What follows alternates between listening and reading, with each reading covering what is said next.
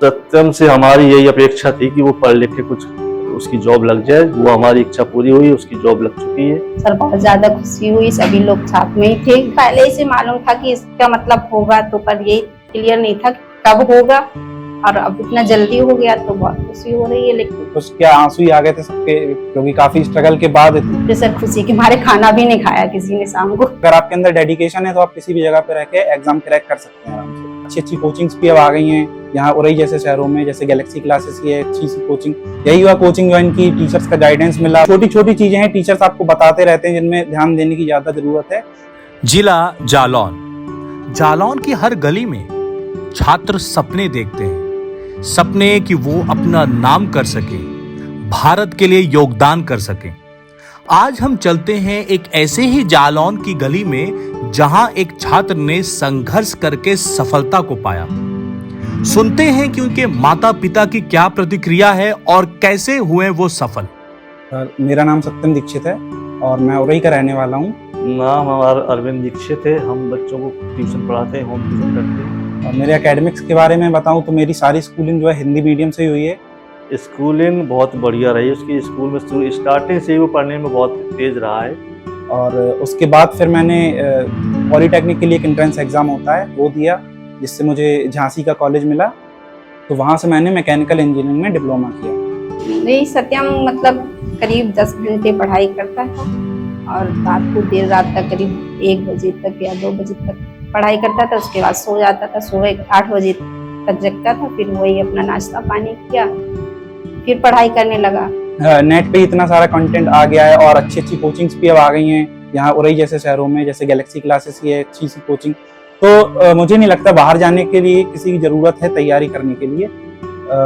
अब जैसे बहुत सारे लोग हैं जो एग्ज़ाम गाँव में रह के क्रैक कर लेते हैं, तो तैयारी का मुझे ऐसा नहीं लगता कि जगह से कोई लेना देना है। अगर आपके अंदर डेडिकेशन है तो आप किसी भी जगह पे रह के एग्ज़ाम क्रैक कर सकते हैं आराम से। बहुत ज़्यादा डिमोटिवेशन तो होता ही, क्योंकि तैयारी जो मैंने स्टार्ट की थी 2019 में की थी और अब 2023 आ गया है, तब आके सिलेक्शन हो पाया। तो ऐसा तो है नहीं कि तुरंत तैयारी की और हो गया। बहुत सारे फेजेस आए हैं तैयारी में।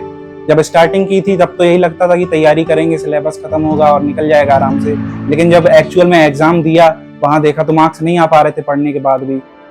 तो फिर यही हुआ, कोचिंग ज्वाइन की, टीचर्स का गाइडेंस मिला। उसके बाद तो फिर पहले क्या था कि मॉक्स ही नहीं दे रहे थे, पता ही नहीं था कि मॉक्स भी लगाने होते हैं। फिर जब वहाँ से पता चला, मॉक्स लगाने स्टार्ट किए, तो फिर मॉक्स लगाते लगाते एक अच्छे एवरेज स्कोर तक, ठीक ठाक स्कोर पहुंचा। लेकिन उसके बाद फिर यही प्रॉब्लम आ गई कि स्कोर एक जगह जाके स्टक हो गया था, मॉक में भी स्कोर नहीं बढ़ पा रहा था। फिर उसके बाद लेकिन जो छोटी छोटी चीजें हैं टीचर्स आपको बताते रहते हैं जिनमें ध्यान देने की ज्यादा जरूरत है, तो उनको सुन के फिर लगातार कंसिस्टेंसी से अगर काम कर रहे हैं तो फिर धीरे धीरे सब इम्प्रूव होता रहता है। और डिमोटिवेशन तो बहुत ही आता था, क्योंकि जब मार्क्स इंक्रीज नहीं हो रहे हैं, मेहनत डेली कर रहे हैं, तो फिर कई बार ऐसा ख्याल आता है मन में कि यार कैसे होगा, बहुत कंपटीशन है, छोड़ देना चाहिए। ऐसा भी काफी बार ख्याल आए। लेकिन वही उन सब ख्यालों से फिर ऊपर आकर तैयारी अपनी लगातार कंसिस्टेंसी रखी, तो धीरे धीरे फिर हो जाता है। इसमें सबसे ज्यादा योगदान तो मैं टीचर्स को ही दूंगा, क्योंकि टीचर जो आपको सजेशंस देते हैं वो काफी हेल्प करते हैं। और बाकी मैं टॉपर्स के इंटरव्यू वगैरह भी देखता था, वो लोग भी बताते थे कि उनके साथ भी ऐसा हो रहा था। तो फिर ये रियलाइजेशन हुआ कहीं कि मैं अकेला नहीं हूँ, ऐसा सभी के साथ होता है एक जर्नी में। तो फिर थोड़ा उससे ओवरकम हुए और लगे रहे अपनी तैयारी में। श्रेय तो सबसे ज्यादा घर वालों का ही रहता है, मम्मी पापा का काफी श्रेय है। और मेरी बहन ने बहुत सपोर्ट किया है मुझे उसके लिए, तो मैं उनको काफी क्रेडिट देना चाहूंगा इसका। कोचिंग में तो मैंने आपको बताया, टीचर्स के गाइडेंस के बिना तो बिल्कुल असंभव ही रहता है। मैं बताया, क्योंकि मार्क्स जब मेरे स्टक हो गए थे, कुछ समझ नहीं आ रहा था, पढ़ाई कर रहे थे, मॉक्स भी लगा रहे थे, लेकिन मार्क्स स्टक हो गए थे, तो रीजन समझ नहीं आ रहा था आखिर हो क्या रहा है। तो वही जब कोचिंग में गए, टीचर ने समझाया कि देखो ऐसी चीजें भी होती हैं। क्या जैसे मेरी एक आदत थी, मैं जब भी मॉक्स लगाता था तो मैं क्वेश्चन स्किप नहीं कर पाता था। जैसे मैंने मैथ्स का सेक्शन स्टार्ट किया तो एक ही क्वेश्चन पे अटक गया, ईगो पे ले लिया कि ये तो मैंने पढ़ा है, मुझसे हो नहीं चाहिए।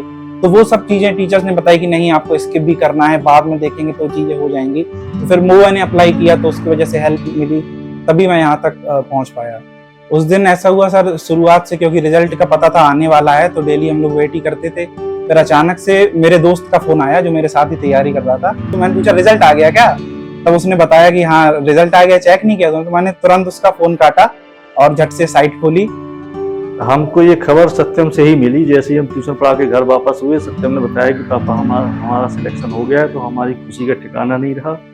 सत्यम भी बहुत खुश था, सभी लोग बहुत खुश हुए। पहले तो सबसे पहले कट ऑफ मैंने चेक करी, क्योंकि कट ऑफ का ही डर रहता है, पता नहीं कितनी चली जाएगी। तो जब कट ऑफ देखी एक बार तो लगा, क्योंकि मार्क्स मेरे कट ऑफ से ऊपर थे, तो एक हो गया था कि सिलेक्शन तो हो गया होगा। फिर उसके बाद मैंने लिस्ट चेक करी, अपना नाम देखा, रैंक वगैरह देखी।